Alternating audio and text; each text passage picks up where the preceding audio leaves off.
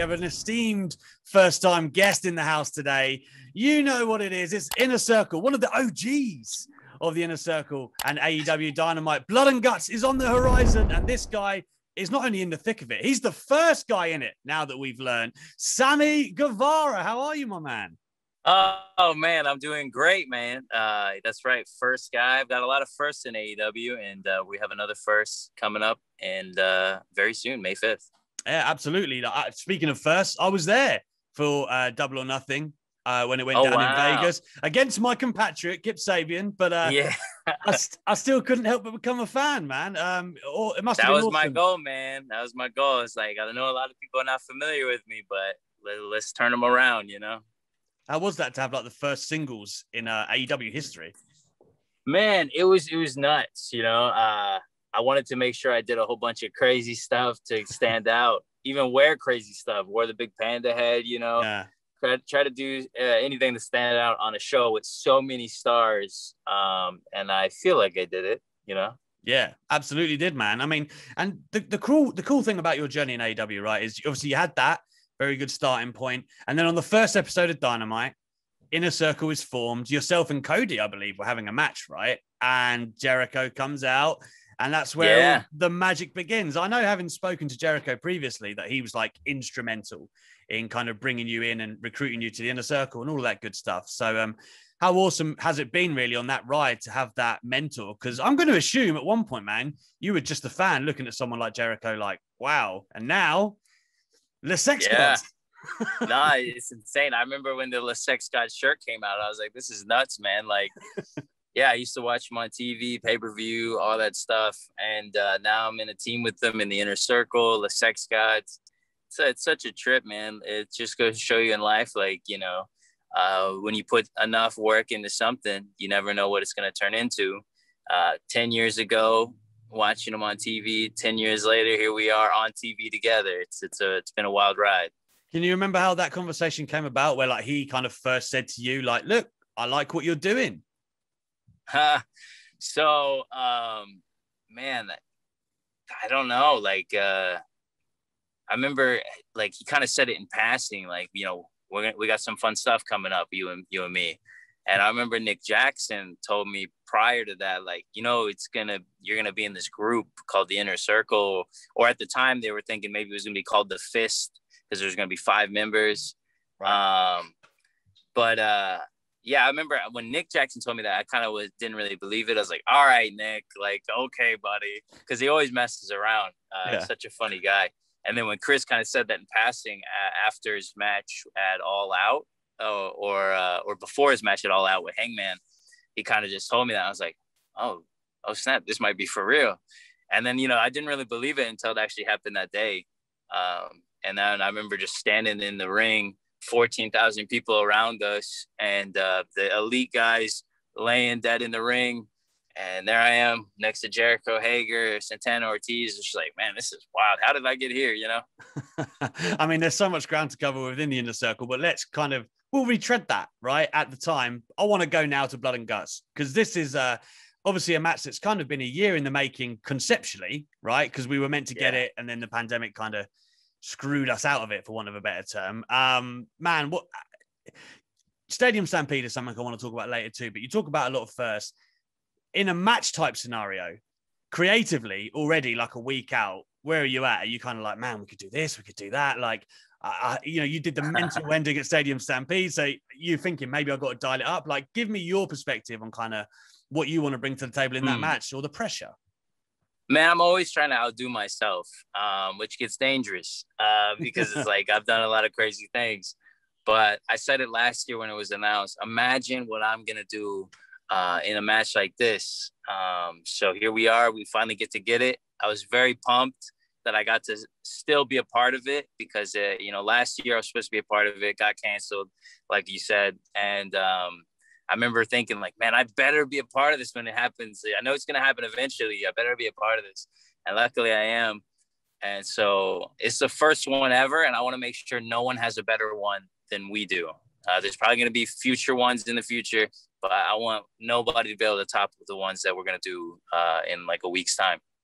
do you think like the level of violence that people have got in their mind it's going to be crazy hard to match, right? Like, because the match Yeah, in I mean, itself.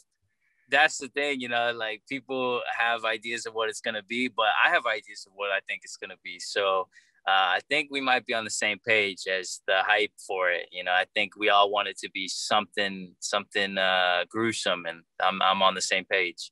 I mean, speaking of ideas and stuff, I just think it's been awesome the few weeks build. Even like the promos yesterday was cool as well. I mean, you were cooking on Sean Spears, but I mean Jericho as well, like absolutely crucified it as he usually does. But even like the segments before that, where like you guys have attacked each other. Of course, there was like your head going through the chair, and then you've got I cracked the tooth. I had to get my tooth fixed. I was going to say that was not the goal, right? Did that just kind of happen, and you were like, ah? I mean, it's like what do they say? It's like a happy accident. Like it looked cool, at least. Didn't feel too good, that's for sure. Well, I mean, when you got your own back though, I thought that was awesome. Like the whole setup of where they opened the door, inner circle in there, and then the beating just commenced. Like, how much fun was that? And like creatively, I guess, do you all just kind of like throw ideas around and go, look, this would be great, and then you come up with it? Pretty much. Jericho is a big factor of ideas. I feel like that dude just has ideas on ideas on ideas, like he's doing so much. So yeah, coming out of the bathroom door, that was like his idea. But yeah, we just kind of throw some stuff at him, and then he'll either like it or he won't, or we'll make an idea baby. He puts his ideas, we put our ideas, and then like boom, we form into something great.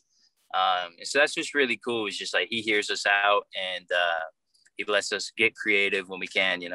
Who's saying let's give MJF a swirly? Oh man, that's probably all him, man. I was worried about just beating up Spears. Got to get some revenge for that tooth. But when I saw that back, I was like, that's hilarious. Although you did get Spears, man. When you threw the door in, I was like, oh, that actually looks stiff. Yeah, I wish I could have thrown it a little bit harder, Well, speaking of going a bit harder, man, I mean, I think the story that's kind of got us here was you and MJF, right? Like that was kind of the fracturing in the inner circle. Talked about how much fun that was, kind of getting your teeth stuck into that story. Like, and then obviously you went away for a little bit.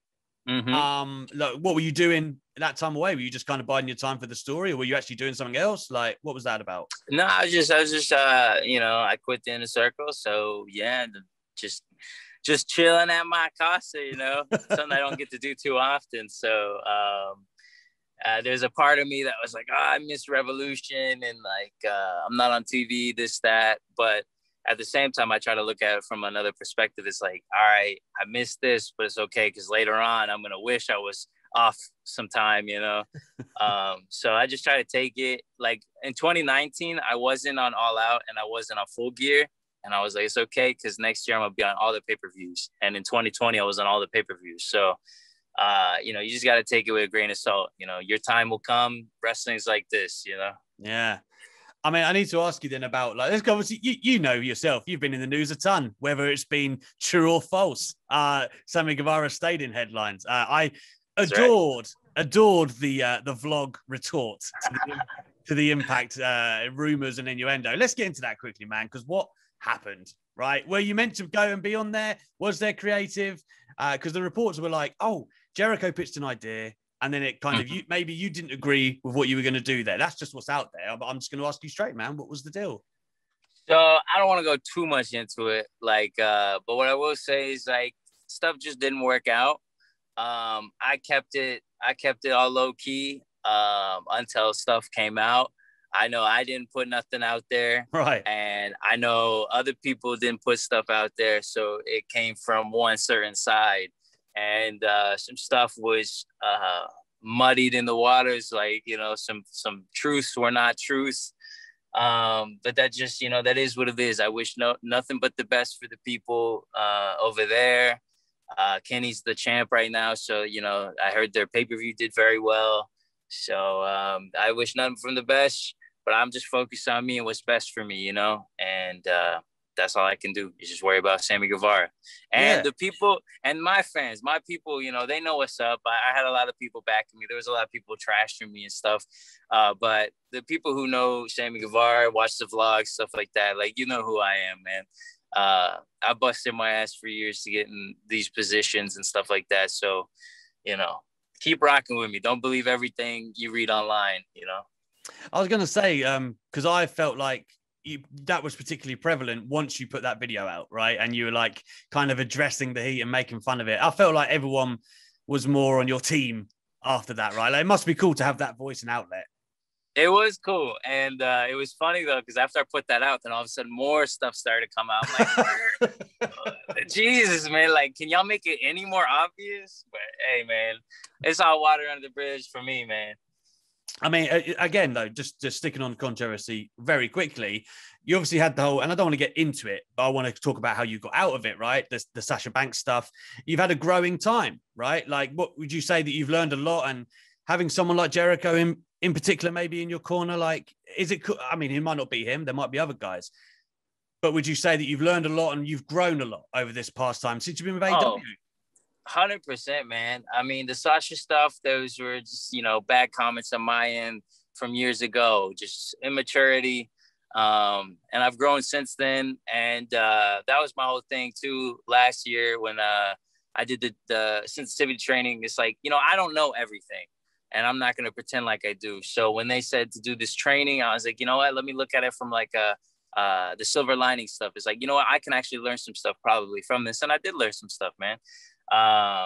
You know, that's what life's about. You know, nobody's perfect. We're human, and human means we make mistakes. And so I feel like when you make mistakes, it's just important to try to learn, grow, and go on, you know, because life's just going to keep going. And so Jericho's the man. He helped me a bunch during that whole time. And all the controversies that are happening throughout my time. And that's the thing. All these wrestling sites, all these dirt sheets, they're going to have fun with me over the years, man, because I'm going to be here for a long time. And I intend to make a lot more news, good, bad, whatever, you know. I just know I'm going to be in the news regardless. And they say no press is bad press. So I did think, though, out of that, you know, like Sasha reaching out to you and you two kind of having that statement almost on the day. I thought that was cool, though, that you could have an honest conversation. You know, I mean, it didn't get too muddy, like you just said about the other stuff. Yeah. And like, that's the thing, like, such respect to her, you know, because I never even talked to her before. And that's like the first time, unfortunate circumstances. And she could have, you know, buried me or whatever. And like, she, you know, she was hearing me out and we came to like, you know, we had a civil discussion. And so I have nothing but respect to her. She's killing it right now. Had a great match at Mania. Nothing but the best for her. Absolutely, man. And speaking of great matches, man, let's go back to Stadium Stampede. Let's go back to that absolute madness because, I mean, in and of itself, it was like hilarious, entertaining, great action. I'm going to imagine you were the guy saying, hey, man, Kenny, why don't you finish me off the stadium? Like, come on, man, talk me through the finish. So here's the thing. That's not what I wanted. I wanted to jump off the stadium, which is like 200, 300 feet in the air. And then they said, you can't do that. You'll die. And then all of a sudden it changed to, oh, maybe you don't do a cool thing off of something. Maybe someone beats you up and like throws you off of something. Matt Jackson jokingly was like, you know, I'll give you a Canadian. And I'm like, oh my God, this is turning on me. You just see it like, oh, it's turning. Oh, and then Kenny's like, and I'm gonna give him this, and I'm like, God, man. It was a cool moment, regardless, man. That was so scary too because it rained at like 3 a.m., so it was really wet up there. We tried to dry it as much as we could, but it was really wet. So I was like, all right, this is how it ends for me. This is how it ends for Sammy Guevara right now. I'm gonna fall, and we're gonna miss this contraption. Yeah. Because that's luckily I didn't die. It hurt. It hurt like hell, but luckily I didn't die. Yeah, I mean, it's a moment and you're alive. So there you have it. Yeah. Because that's the thing, right? Like, how long does it take to film the whole thing? Bro, we started like maybe 9 and then we finished at like 5:30 in the morning. Because like not a hurricane, but like a storm passed by at like 3 a.m. So we had to stop and everything. And yeah, it took so long. And like, that's the thing. We filmed it in one night. Like we filmed it the night before Double or Nothing. and we had to get it done in 12 hours. The fire marshal guy was like, you guys got to do this, the pyro at the end for the elite. They were like, you guys got to do it before sun comes up or you're not going to be able to do it. So we're like rushing. It was a whole ordeal, man. What a story it was, though. Wow, yeah, absolutely. And you know, the other thing, kind of in the midst of that story that everyone likens it to is the golf cart, right? Sammy Guevara and the golf cart. Man, now that I'm rattling off all these things, man, you've you've had a hell of a run in like 2 years. I've had a lot of moments, man. A lot of firsts and a lot of unfortunate moments on my behalf, but good moments to watch. How do you take a golf cart? How do you take that? Brother, you just pray. You just pray it's gonna work out. If you look at how Jericho took it too right beforehand, but he kind of like just barely touched it. And this is my mentality with everything I do. Any opportunity I go out there, I'm trying to make a moment. I'm trying to make the most out of the opportunity that I'm given, because it's an opportunity to be able to wrestle in front of whoever's watching, you know? And your time's not forever. So I try to make the most out of the moments. And so I remember Jericho was like, I'm going to take it like this or whatever. Like, and I'm like, I'm going to make this the craziest thing I can. And I remember Jericho was like, nah, you don't need to do that. Plus we got the rest of this match to do. I'm like, okay. But in my mind, I was like, I'm going to make this the craziest thing. Just lying to him. That's fine. I won't. But actually, I'm like, hey man, you know, in the moment, because like, that's the thing too. I didn't know, maybe I'll chicken out. Maybe when the golf carts run out, I'll be like, yo, that's too scary. Screw that. But like, I have this thing where I hit the F it button, and it's just F it, you know, let's see what happens. Let's hope for the best. And that's what I did. Like, even when I took that super kick from Matt Jackson, where I folded in half and nearly broke my leg. I remember I told him, I was like, I'm going to make this one of the craziest super kicks that's ever happened. And he's like, okay. I'm like, no. Like, you'll see tonight. Like, it's going to be the sickest. Because that's all I did. I wasn't even in that battle royale. All I did was springboard in and get super kicked. And that was a super talked about moment. And I was on the same show. Cody Rhodes did a moonsault off of a cage. Yet a lot of people were talking about a super kick. A super kick, some people seen a million times, you know? But they were talking about that one. Man, yeah, it was crazy. But I mean, I know from speaking to guys like, you know, a Darby Allin or a Jeff Hardy, normally with these big spots or big moments, they're like the brainchild, because it's difficult for someone to come to you and go, hey, why don't you do this to yourself, right? So is that the same with you, where you kind of I want to do this, this will be cool? Yeah, 100%. Like, especially if someone comes up to you like, hey, you want to do this? And it's like, dude, screw you, you know, like, like you do that. Like, that hurts. But it's so funny, because then if I would have thought of that same idea, even though it hurts, I'm like, yeah, that would be cool. It's like, it's your body. So, you know, like, you got to care about your body and what you're willing to put yourself through. So, yeah, I'm definitely the brainchild with a lot of things. I mean, speaking of your body and what you're willing to put it through, yours and Matt Hardy's feud, man, that was brutal in so many unexpected ways. There's a few things to get into here. Let's start with the chair shot on Dynamite, right? Let's do it. So you swung that thing at Matt, and obviously it ends up cutting him hard. Talk to me about like what that's like afterwards, because obviously nobody wants him to get cut open that bad. Is it cool backstage? Because again, this is one of those things where the dirt sheets per se are like, oh, there's heat on Sammy Guevara again, where it's probably just calculating. What was it like after that? Man, you know, that was unfortunate for sure. You know, Matt I got nothing but respect for him. And I know we might talk more about this in a second, but all this stuff that happened in our feud, at any point, he could have said, you know what, it's just not working out. So maybe we end this. But he was so hell-bent on making sure we ended it the right way. And so with the chair spot itself, you know, it's wrestling at the end of the day. Stuff happens. Matt Hardy's been around a long time. He knows this stuff kind of happens. You know, it is what it was. You know, it's unfortunate. He has a scar. I got a scar now too, somewhere over there. But it's wrestling. It's not ballet. There's so many people talking about unsafe, this, that. It's like, me and Matt had a great match before Double or Nothing last year, which people tend to forget, because of all the other stuff that happened. But we had a great match, main event, a Dynamite match. And no one got messed up. It's just, it just so happened a couple of things happened on this feud. But Matt's the man. Nothing but respect for that guy. I was going to say, like, were you kind of disappointed when you see that? Like, you're on live television, obviously, but you see him get cut open. And again, this is like the Jericho thing where I'm guessing you were a long-time fan of Matt Hardy and you're thinking, oh, man, Dude, my heart sank, man, because it's like Matt's the man, dude. I grew up loving those guys, Matt and Jeff. And then like now I'm in this feud with him, and I gave him a scar he might have for like the rest of his life. It's really healed up. You could barely see it now. But like for a couple months, every time I saw him, I just would think like, fuck, man, I did that to him. Sorry, I know we cursed. It's fine. But I just was thinking like, man, I did that. Like, and so I felt awful about it. Like the internet wanted to bury me, man. But like, I'm my hardest critic. And so there was nothing anyone could say that I didn't already say to myself. Yeah, absolutely. And I guess like, well, one thing where this kicked into gear was when Matt falls. Now the start of this match is mental anyway. I'm sitting there watching it like, whoa, like, and I guess that's the goal. But of course he goes out for a second and then he tries to get to his feet, clearly wobbly. And it seems like the match is called and then it's not called. And then it's like, you have to, I guess you rush to what the original finish was going to be.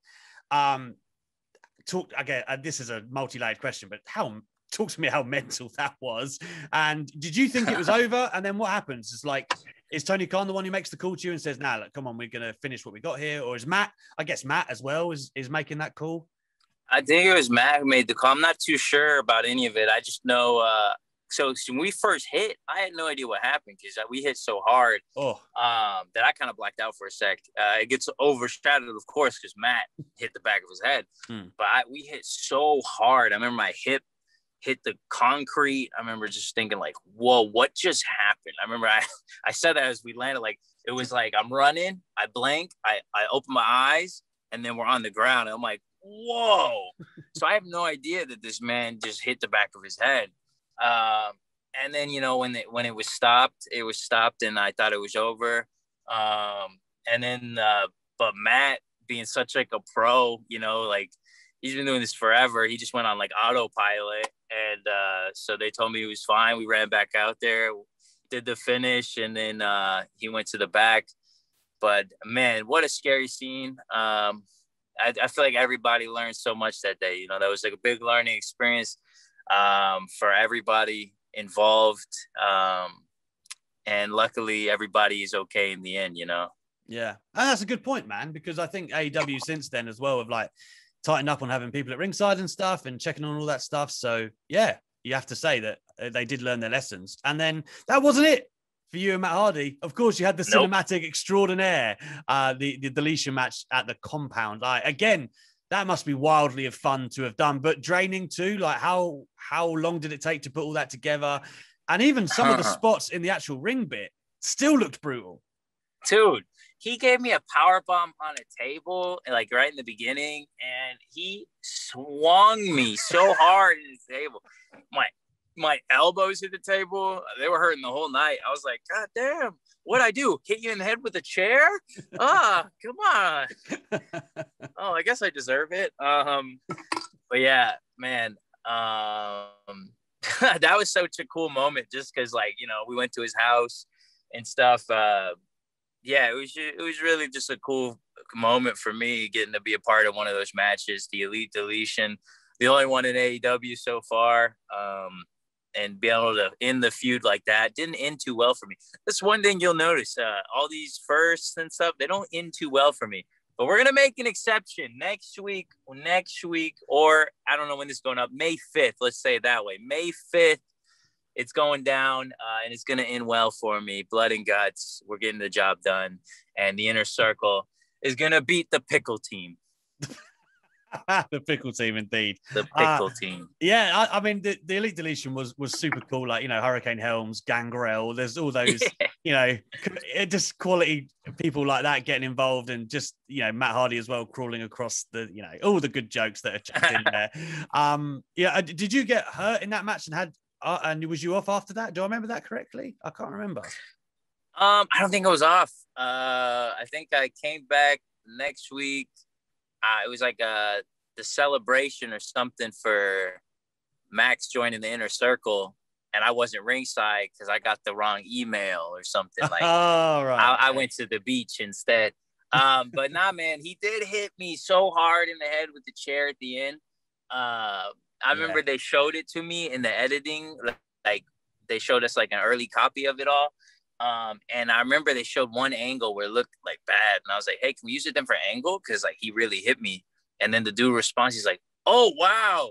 And I'm like, "What?" He's like, "He hit the F out of you." I'm like, "Yeah, I know. Trust me, I know." Yeah, man, that was such a crazy match to be involved in. Well, I mean, you're going to be in another one, my friend, next week. And as you say, you're going to have to change the tide on these first for Sammy Guevara. I lost to your boy Kip. I lost to Cody. Lost the man. Look, I won the first tables match on Dynamite. I won that. Lest we forget. Yeah. By the way, just a segue question on that.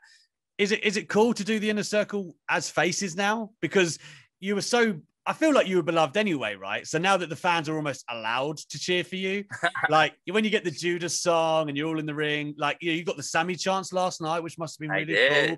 Like it's a different feeling, right? Yeah, man. It's cool now because, like you said, I feel like people have been liking me for a while, and so now that they're almost allowed to like everybody else. It's kind of cool because now we're all on the same page. It's not just me getting cheered, even though I did get cheered yesterday.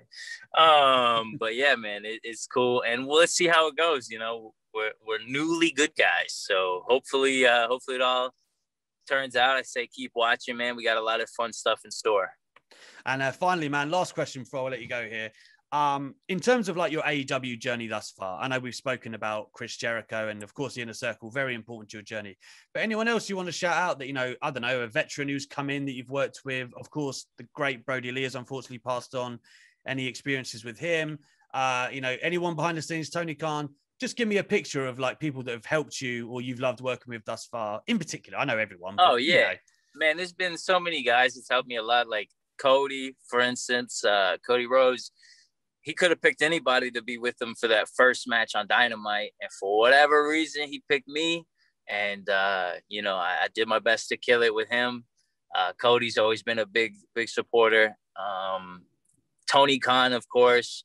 There's been a lot of moments where, I'm sure it wasn't the easiest to have Sammy Guevara on your roster, but, he believes in me and my capabilities. So I tell him every time I go out there, I'm gonna try to make sure I give the people something good to watch. Because I feel like that's my job. Dustin Rose, we got to do a little feud for a minute. Yeah, man. There's so many guys back there. Dean Malenko, like there's a lot of good guys back there. And I look forward to getting in some matches with like Christian and some other guys like that. Yeah, that'd be sick. That'd be super cool. Before I go, where can the British fans, they can catch your vlog, man? Do you drop on particular days? What do you want the people to know about your vlog? So I drop them every Tuesday at 12 o'clock Texas time, which I think that might be like 6, 7 o'clock for you. 7, I think, yeah. 7. I was recording some of this just now, for the vlog. Yeah, definitely. Sammy Guevara on YouTube. Subscribe. You get to see a lot of wackiness behind the scenes on AEW Dynamite.